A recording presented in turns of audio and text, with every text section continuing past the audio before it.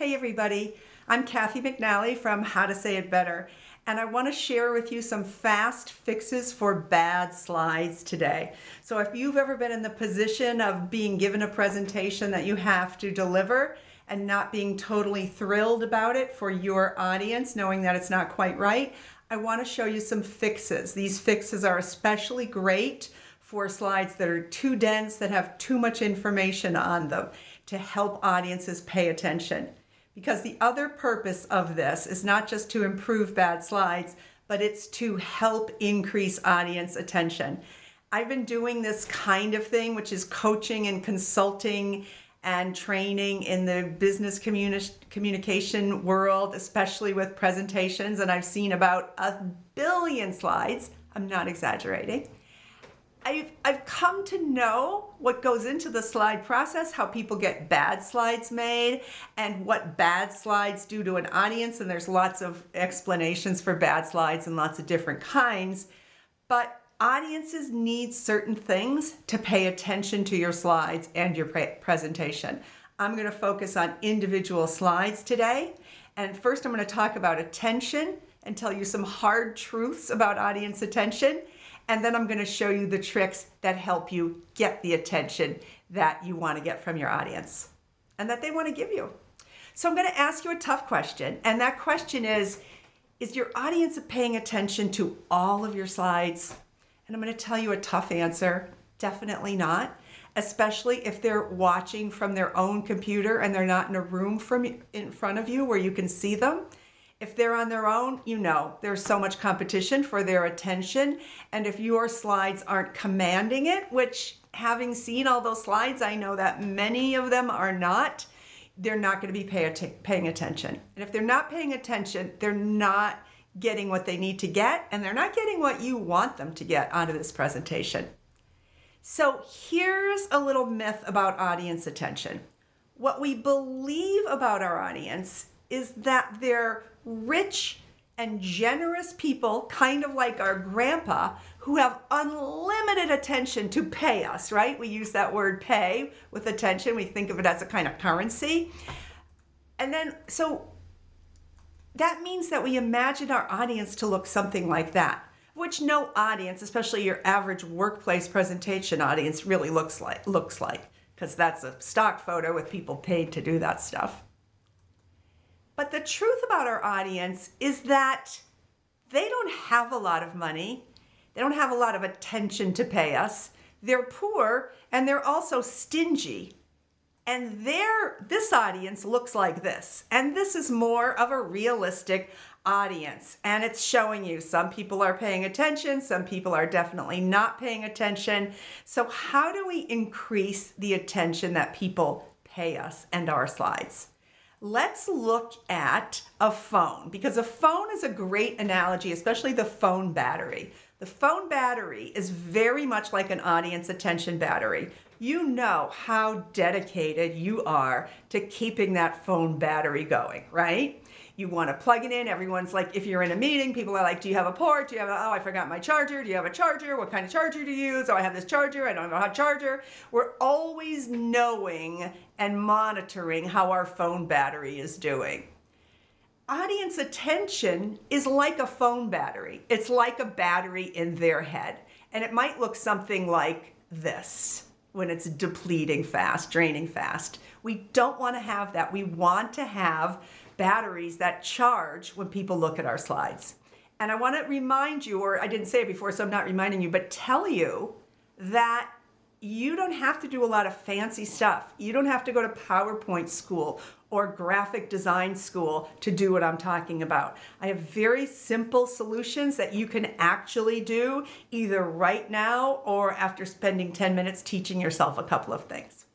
So let's look at an average person with a kind of a regular slide, kind of a bad slide in the sense this is actually kind of a famous bad slide.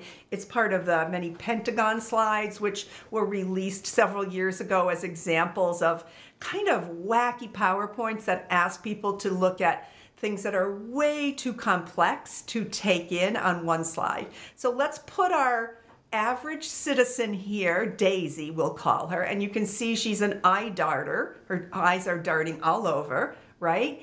And why are they darting all over? They're darting all over because she's trying to take in everything. So let's look and see what's going on in her head. Daisy is saying there's a lot of stuff on this slide. Yeah, no duh, right? All of it, she's saying, is exactly the same size. That means that there isn't a visual hierarchy that helps her know where to look first. What's a visual hierarchy? Kind of a fancy term, but it means that visually something is telling you when you look at the slide what's more important and what's less important.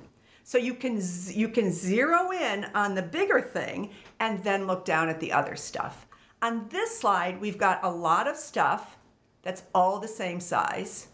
And she says or thinks the presenter is talking about the slide, but I can't listen because I'm trying to read all 32 items, because there are 32 items on that slide. And then finally, the title of the slide, if you look up at the top, Anaconda Strategy versus Al-Qaeda in Iraq, sorry, it's war related. The title of the slide gives her no clue about the point of the slide. So what is happening in Daisy's head? Her attention battery is draining over and over again. And she says, my attention battery is draining. Only she wouldn't tell you that. She might even look kind of interested. But you know if you're giving her a slide like this, that's going to happen. So why do slides kill audience attention? Two things. People don't know where to look first because there's too much information, and they don't know what the point is because there's no message on the slide. The heading of the slide, or what we might call the slide title, gives them no information, and so they have to do a lot of work. And here's the horrible truth. Audiences do not want to do work. They're not lazy. I mean, maybe a little bit lazy. They're human, right? But really, they're just busy and distracted. They are willing to do some work, and the work they're willing to do is to listen to what you say and then to respond to it. But the work they don't want to do is to try to figure out what you're trying to say and what your point is, because you're not directly telling them. That's the kind of work they don't want to do. And if they have to do it, they're going to not like you a little bit. They may not even know that, but they're going to zone out and you won't have your message delivered and they won't have a satisfying experience. So let's look at some slides, and we are going to see this slide. You might think, compared to the slide we just saw, it's pretty organized, right? It's got all these boxes, things are in lines and rows, but still it can be hard. So here's Daisy, and she says, where do I look first? This is an example of a slide that might look good, but is still quite difficult for an audience member to take in. Now, if you were sitting with a small group and going through it item by item, yes, it might work, but it would take time. But to just be presented with this slide, no, it's deadly. Let's look at this slide. This slide is a very common slide in certain industries. In consulting, there's a lot of slides that are true text slides. You might consider it like a textbook page or a Wikipedia page. They're terrible slides, but somehow people have gotten the idea that you're giving your audience so much information, and that's valuable. But your audience doesn't exactly want information, they want insight. So if you were given a slide like this and say it was a PDF and you couldn't change it, what could you do? We're going to talk about what you can do. But Daisy says she can read or she can listen. So she can try to read the slide, and she can try to listen to the presenter, but she can't do both. We can't read and listen at the same time, and yet presenters are always asking us to do that. In fact, it's likely she can't do either very well. So research has some examples showing us that when people are listening and reading, not a lot of intake happens at all. Here's another slide that might look really nice to us. It's green and blue. It's got a very Martha Stewart vibe to it. There's a lot of white space around the numbers, so they're not crammed in. That's great. But once again, Daisy says, What am I supposed to look at here? First, every number seems equally important. So this is a problem when you have lots of items on a slide that are all the same page, all the same size. All those numbers are the same size. And Daisy also says, what is the point of this slide? The headline tells me nothing. So there we have one of those generic, we might call it a data label headline because it labels the data that's there, healthcare costs in Singapore.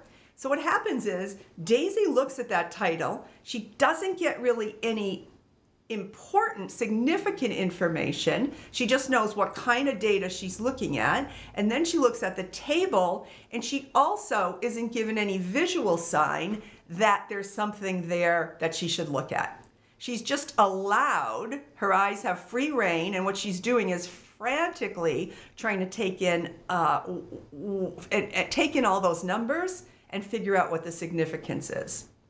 So what we need to know is to keep your audience's attention battery charged, your slides must do a couple of things. They must show us, the audience, where to look on the slide first, so we don't have to read everything, because we really don't want to do that. Second, they need to put the point of the slide on the slide. And for some of you and some of your workplaces or teams or industries, you do this all the time.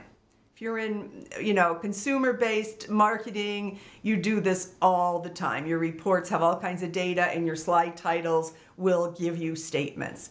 In most other industries, though, and in just general culture of PowerPoint, people tend to put a generic data label at the top of the slide. It's totally yucky for the audience, and it doesn't help them at all. So you want to try to put the point of the slide on the slide in words, preferably at the top, but if not, somewhere else on the slide.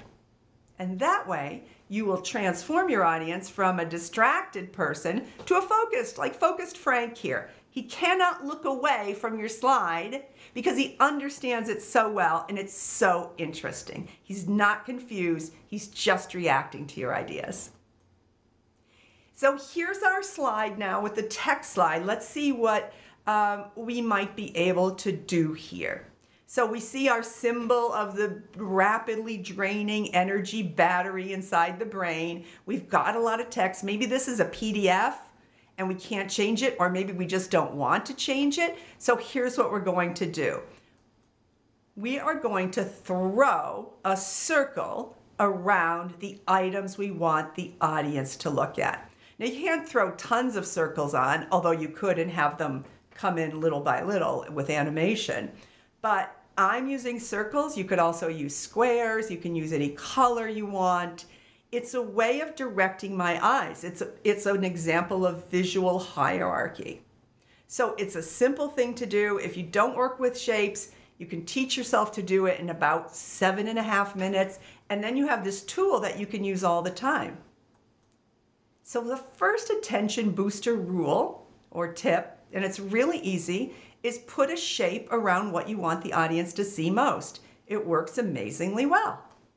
There's another thing you can do though, and that is to use arrows.